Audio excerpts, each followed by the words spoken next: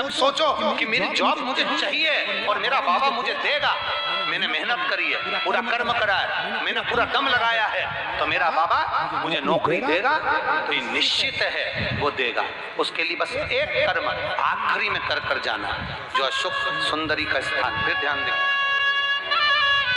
ये शिवलिंग ध्यान से देखेंगे आप लोग, ये शिवलिंग है, ये जलाधारी, और शिवलिंग के मध्य में जो जलाधारी, और जलाधारी के सामने से एक स्थान गया हुआ है जहां गणेश जी का स्थान, कार्तिकेय जी का स्थान और बीच में अशोक सुंदरी का स्थान।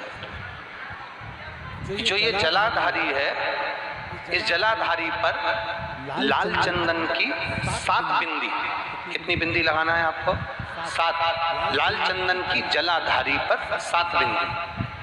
अशोक सुंदरी का जो स्थान है वहां पर केवल पीले चंदन की 5 बिंदी। कितनी लगाना है? 5 बिंदी। और 5 बेलपत्र, केवल 5 बेलपत्र शंकर भगवान के शिवलिंग पर, परंतु उसके चढ़ाने का तरीका 5 बेलपत्र का अलग रहेगा। थोड़ा ध्यान देंगे, 5 बेलपत्र जो आप चढ़ा रहे हैं, उसकी डंडी का जो मुख है वो आप 5 स्थान पर पशुपति भगवान का स्मरण कर कर, डंडी का जो मुख है वो 5 स्थान पर अलग अलग स्थान होना चाहिए। आप थोड़ा ध्यान दे रहे हैं, 5 स्थान पर डंडी का जो मुख है वो 5 स्थान पर अलग अलग होना चाहिए, और 5 स्थान पर अलग अलग होकर बाबा को स्पर्श कर कर अपने दिल की बात कर कर, जब आप पूरी मेहनत कर लें, पूरी पढ़ाई कर लें, तब तुम आखिरी में भगवान की शरणागति में जाकर कहना, बाबा ये मेरा विश्वास कहता है कि तू मुझे इस एग्जाम में निकालेगा और मुझे नौकरी देगा। तब ये चढ़ाकर बाबा से विनती कर कर फिर अपने गंतव्य पर जाना, बाबा उसको स्वीकार कर कर तुझे फल देगा। ये 5 बेलपत्र जो आप चढ़ा रहे हैं, अलग अलग स्थान पर नियुक्त कर रहे हैं, इसका मतलब ये होता है कि हमारी सारी राहों को खोल दें। जैसे बहुत आप लोग जरा ध्यान दें तो आपके स्मरण में रहेगा कि अगर मान लो एक पत्र है, उस पत्र से पंसा देंगे,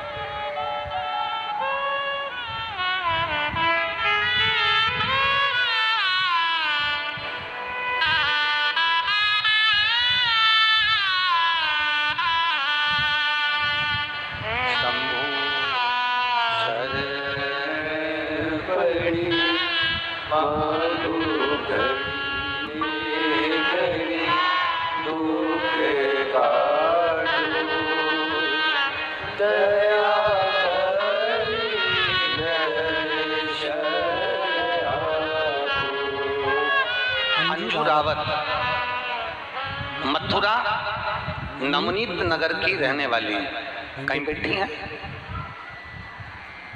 कहीं बैठी हो तो हाथ हिला सकती हैं। अंजू रावत, मैं मथुरा नवनीत नगर की रहने वाली हूँ, कहीं बैठी हो तो हाथ हिला सकती हैं। अंजू रावत। गुरुदेव, अब जरा समझना, बहुत सुंदर प्रसंग है, शायद आपके स्मरण में है कि नहीं है, वो आपके जीवन की एक लाभ देने वाला प्रसंग। गुरुदेव, मेरी पसलियों के बीच में एक बड़ी सी गठान हो गई, और पसलियों के बीच में जो गठान हुई, 2 साल हो गए गठान का इलाज करवाते करवाते, पर गठान गली नहीं। आखिरी में डॉक्टरों का कहना था कि इस गांठ को निकालना पड़ेगा, ऑपरेशन करना पड़ेगा, अगर ये ठीक नहीं हो रही है तो इसको निकाल कर ये जांच के लिए जाए। अब गुरुदेव, करूं तो करूं क्या? तब आपने कहा था कि बेलपत्र के जो पीछे का भाग होता है, बहुत बहुत ध्यान देंगे, मेरी माताएं बड़े ध्यान से कथा का स्मरण करेंगे। बेलपत्री के जो पीछे का भाग होता है, डंडी का बिल्कुल पीछे का जो भाग है, पीछे का जो भाग, आपने कहा था बेलपत्र के जो पीछे का भाग होता है, अगर वो अशोक सुंदरी का नाम लेकर हाटकेश्वर महादेव, कौन सा महादेव?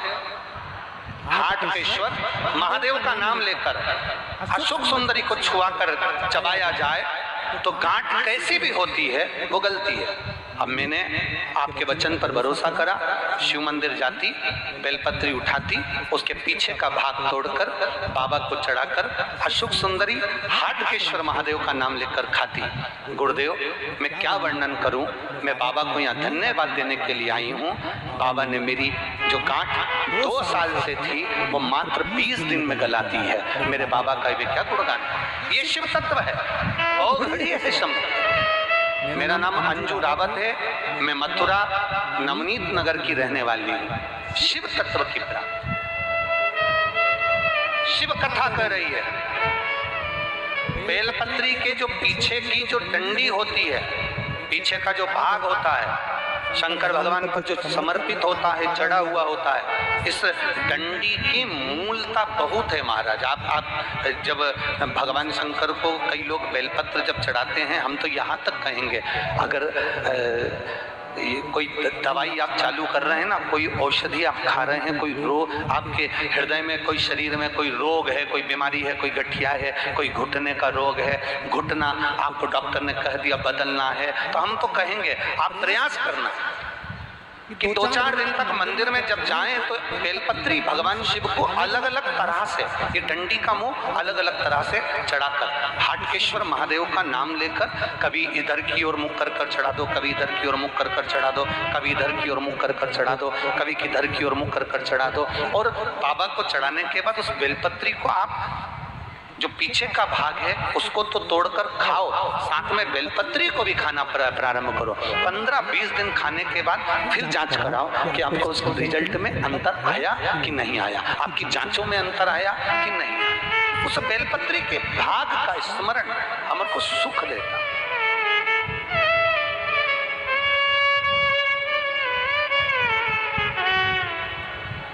अरे तेरा ही दिया मैंने खाया पिया है, तेरा शुक्रिया है, तेरा शुक्रिया।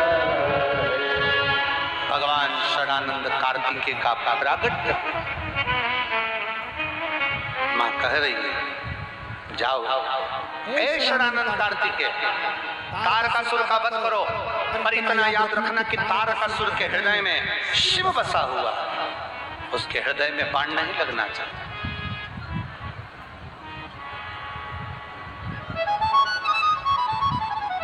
सबसे भिड़ो मना नहीं, सबको अपशब्द कह लो मना नहीं, पर इतना याद रखना शंकर के भक्त को कभी अपशब्द मत कहना और शंकर भगवान के भक्त से कभी जिंदगी में भिड़ना। क्यों? उसका जवाब शंकर का भक्त कभी नहीं देता, उसका जवाब शंकर खुद देता है, शिव का भक्त नहीं देता।